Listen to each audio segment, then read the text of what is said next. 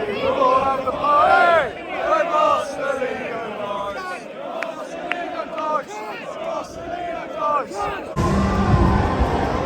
do this together. Hello everyone, welcome back to the My Football Writer YouTube channel. It's the big one, it's Derby Day. Those lot in blue and white take on Norwich. Am I confident? No. Line-up isn't the best either.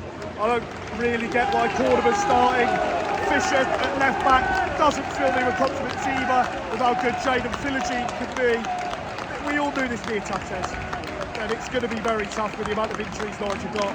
It's a big one for Liam Manning and his players because they need something to get these fans back behind them, and this will be the perfect chance. Who knows what can happen? Derby Day is always unpredictable. Norwich haven't lost in 16 years, but it's all in jeopardy today, as it always is. Let's just see what happens. It's not in our hands, it's only in the players.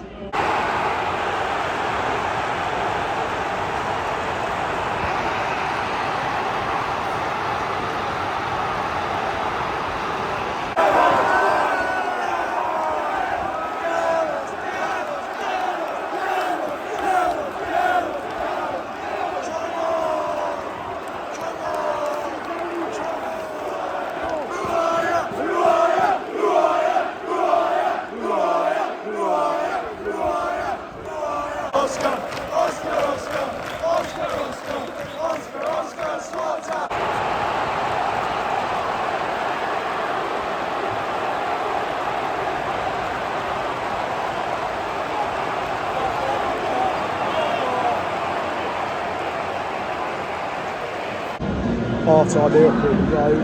Norwich haven't been bad, but they do trail. It's 2-1 to Ipswich. Norwich haven't been bad, but they've done well. They've certainly done well, creating opportunities, but just not getting that final bit right. In the front third, I think they need a bit of a change up there. Ante Cianat in his first half, it hasn't been great. He's been poor. He's just getting marked out of the game. He's not really getting the better of his marker. But Norwich certainly haven't been poor, and that's a bit of a difference from recent weeks. They're trying to play forward, they're being positive in their football, which they had to be, especially in a game like this, but they've been good.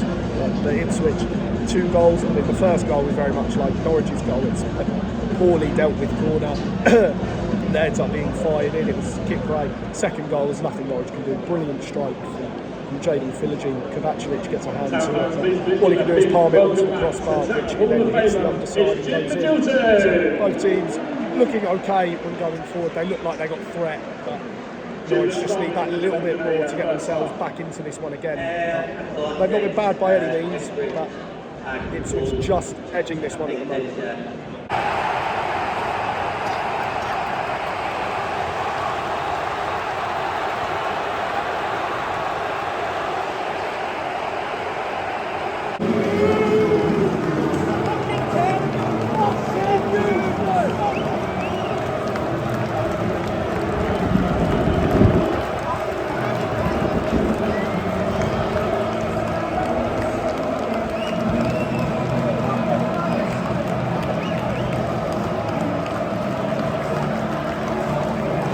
So then, back in Norfolk, let me try and dissect Norwich's first Derby Day loss in 16 years. I don't really know where to start. Obviously, it hurts, as you'd expect, but you know, I mean, it's easy for me to say this now and whatnot, and people maybe will call me out for it, but whatever. A lot of Norwich fans, including myself, expected to lose today, and we have, because ultimately we never had momentum really in the game. We created chances. That was the good thing. I think that was what sort of is one of the only positives that can be taken out of it. If, well, maybe very few. Players were giving it some at the very least, but not all of them. There were a lot of players there who can't be playing regularly, in all honesty. There's a lot of players in that team who really did not stake a claim for themselves at all. Defensively, were opened up so many times, 1 or 2 passes, and we were really just sitting ducks. Although that being said, I thought Cordoba had one of his better games, but even still, there was 1 or 2 passes and Norwich were instantly worrying defensively. Of course, there are injury issues and they've not got maybe the preferred personnel or most confident players in those positions at the back, but you can't use it as a big excuse. You're asking to just have people come at you for saying things like that. But no, I think substitutions made were very questionable, very, very questionable. I'm struggling to see as to how Ante Siernas was given 90 minutes in that match. I thought he really struggled. He was very off the pace. He didn't get the better of Leif Davis at all. He really, really struggled in that game. And he's now not scored or got an assist in 13 games. I think that has really run its course for him. And I feel for him because, on this channel, I've given him stick and others have.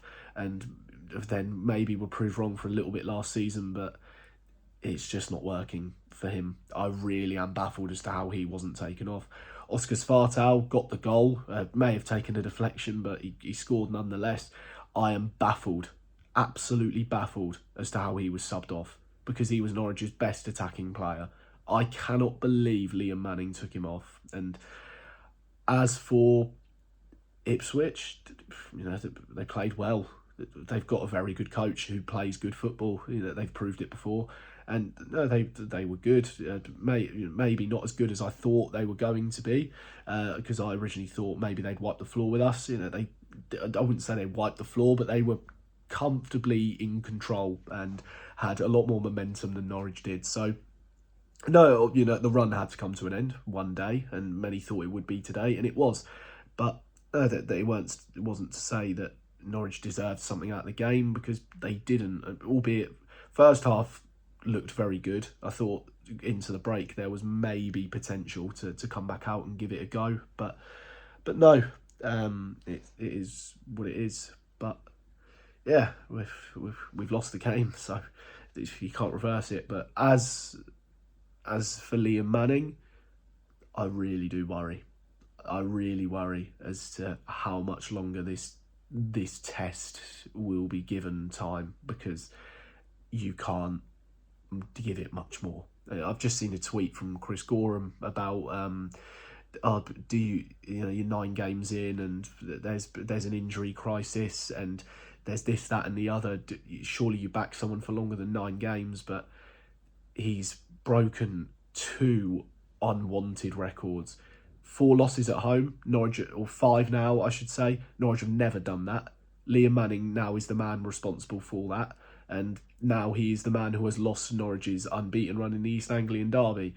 And there were chants, there was a chant of "sacked in the morning" directed at him. Even after the game, when the players came and clapped the fans, he stood at the back, and after a little clap, he stopped and he was the first to walk off. That's a man who knows he's in trouble, and yeah, the pressure is ramping up. There's pressure now building on Ben Napper, because since he has come in, not many signings have worked for Norwich, and he's tried now 3 managers and it's not really worked with any of them. David Wagner, albeit yes, it wasn't his decision, but Norwich weren't great under David Wagner, and under Torup they weren't the best, and obviously he was sacked. But now, where this is for me with Liam Manning, in terms of giving a manager time, if we are to do this with Manning, giving him time and using that as the reason, that nullifies the sacking of Johannes Torup. That makes that pointless, because what is the point? Why would you do it? Why would you sack Torup if you're then going to give the next manager plenty of time to try and turn things around? Because it looks unlikely, and I'm not going to use this as a whinge and a moan. I've already spoken for long enough on my thoughts about the game, but to put a very long point short, I think Ipswich deserved it. They were better, and all I can say is fair play to them. They've waited a bloody long time for that, and they got it, and they deserved it. So fair play to them. But as for Norwich, the tide is turning in East Anglia now, and today was a clear indicator of that. If something isn't done or improved very quickly, Norwich are in genuine danger of, I hate to say it, it's probably very reactionary, but Norwich could be in danger of maybe being out of the Championship, but not in the way they expected, because that's how they look at the moment. But let us know all your thoughts in the comments. Apologies again for really rambling on after all the match action, but East Anglian Derby, it's a fair excuse to do it. But Norwich have lost their 16-year unbeaten run to Ipswich Town, and all you can say is they deserved to. We really are in a rut at the moment, but you never know what can happen. Could turn it around, maybe will, maybe won't. But hey ho, is what it is. Hope you've enjoyed this video here on the My Football Writer YouTube channel. I believe Jack and Matthew did a live reaction not long after the game, so you can watch that back if you haven't already or you didn't tune in live. Goodbye for now, and we'll see you in the next video of ours.